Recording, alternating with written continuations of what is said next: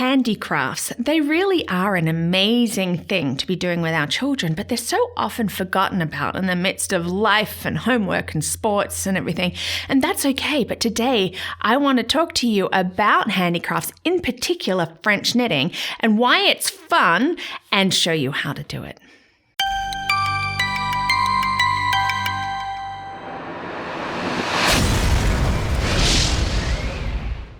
Welcome to Learning Life, and thank you for joining me today in something that I absolutely love doing with you and for you, and that is a craft, French knitting. And you're probably wondering, French knitting, do I know that? Have I heard of that? You might have. Handicrafts are a great thing. And in that, like knitting, now I can't knit with knitting needles. I have tried, and it's probably more to do with my patience level, and I drop a stitch and I'm like, nah, I'm done. But I look at my mother, who is a knitting machine, and she's so fast and she does all the different stitches, and I think that's great. Well, I enjoy like French knitting, which is sort of a style of finger knitting. And even in that, there has been shown so many benefits about why we should be doing these with our children. Well, teachers and doctors have seen in children improvements like in concentration, in fine motor skills, in reading and in math, in problem solving, in critical thinking, comprehension, all of those different things. Like, isn't that what we want for our kids? And it's also been shown that having an activity like this is also improving stress and anxiety. Well, today I want to show you how we can do French knitting at home, even if you've never done it before, show you a quick and easy way to make a French knitter and how fun it really is. What is a French knitter? It's actually something very easy that looks like this.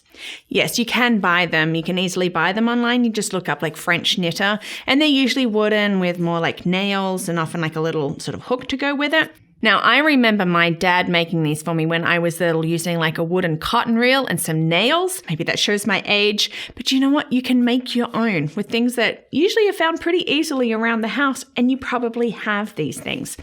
What you need, a toilet roll, or like the leftover from like your cling wrap or your foil, anything like that. And you just cut them down. You cut them down to what you need. I like mine to be a little bit longer because of my hand, smaller hands. Just cut them down to what you need. You then use pop sticks, and these, or popsicle sticks, whatever we want to call them. Now, these are usually the best size. You can actually get them as the mini version. Either way, gosh, if you've been having ice blocks or popsicles, just save the sticks. You can use those.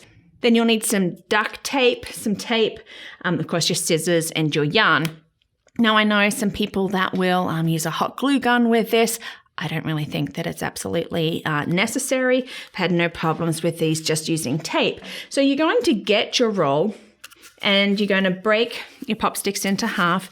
And as you see here, we've just taped them at the 12, 6, 3, and the 9. You can hot glue them first and then go around. I actually just like to use a little bit of a lighter tape, get them into place, and then I use duct tape. I only had black. If you want it to be pretty, you could get pretty duct tape. That's not a problem. Now, some optional things. I know some people say kids can get frustrated if it slips up the top, so you could just glue some tiny little buttons here at the top, or you could just use a big dollop of hot glue, something that's going to stop it from slipping. I've never really done that, but it can be done. And of course, you want some scissors for cutting things, and you want your yarn. Of course, mine always tends to get up into a tangle and a mess, so I've cut mine down into some smaller little balls. And here's a little tip. If you've got a child that might drop the ball or you get worried, get a cup and poke a hole into it and put your yarn on the inside and then thread it through. So as they're using, it pulls it out and it's not going to get tangled and it's not going to drop. You can use baskets or whatever. I just find, a little cup like this is easy. Now, here are some that I want to show you that I've started before. This is only really a few minutes worth of work. Once I really got into my routine, it just comes out the end. You can make it as long as you like. Here's the top there. And here's another one that I made using the bigger pop sticks. As you can see, it's a bit of a looser chain, but it is still fun. It's still easy to do. And yeah, anybody really can do this.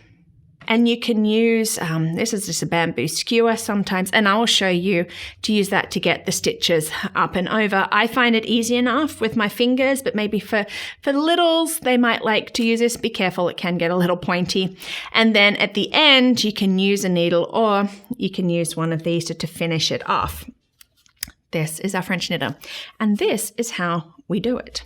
So what we want to do is take and thread from the top and pull it through. You don't need to have a tail because you need something to hold onto at the beginning and to help to pull. So you don't want it too short. If it's too long, you cut it off later, no big deal. We're going to get it and we're going to go clockwise around and up to the next one, around to the next, around to the next. And now we're really ready to start. It is that easy. Okay, so we've got it. Hold this tight, especially at the beginning when casting off. This is probably a great thing for you to do before handing it over to the kids, but your older ones could easily learn how to cast off like this. So once we've got it wrapped around the four, I'm going to hold onto this one. I tend to loop it around my finger before I hold, and this is how we are going to start. We're always going to come along the outside, and we're going to go above the other stitch. In a way, we are creating a fence. Okay, and then our sheep or our rabbit or our kangaroo is going to jump the fence. So we are going to pull it up and over and then tighten a little bit.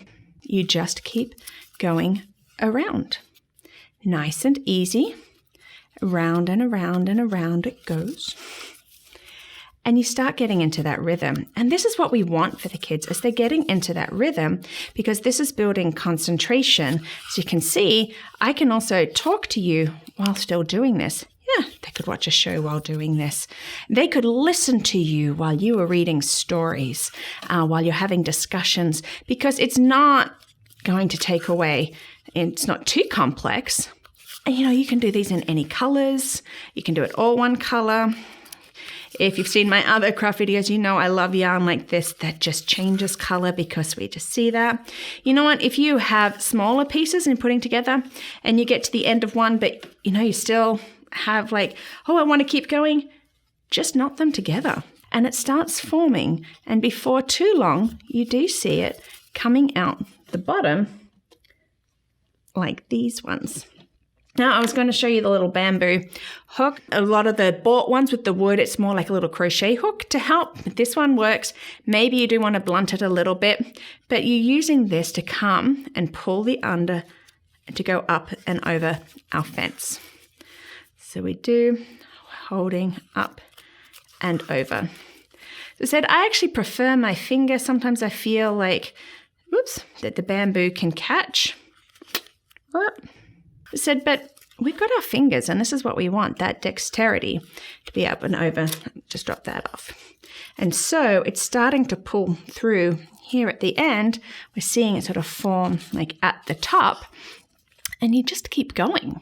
Building up neurons, improving our concentration, and improving all of these different things, and it just pulls through. I remember as a child trying to see how long I could get it and having competitions with friends to see who was going to get it the longest. Now, there are lots of different things that you can do with French knitting. You're like, oh, I'm just doing this and it's making like one long tube. Well, yeah. You can make friendship bracelets with it. You can pull them through. When you finish it off, you can tie it together, make a cute little bracelet. You can make them a really, really, really long one and then coil it up and with a few stitches sort of make like little placemats or anything. There really are a number of things that you can do. And on the website, I will give some examples of things that you can do with it.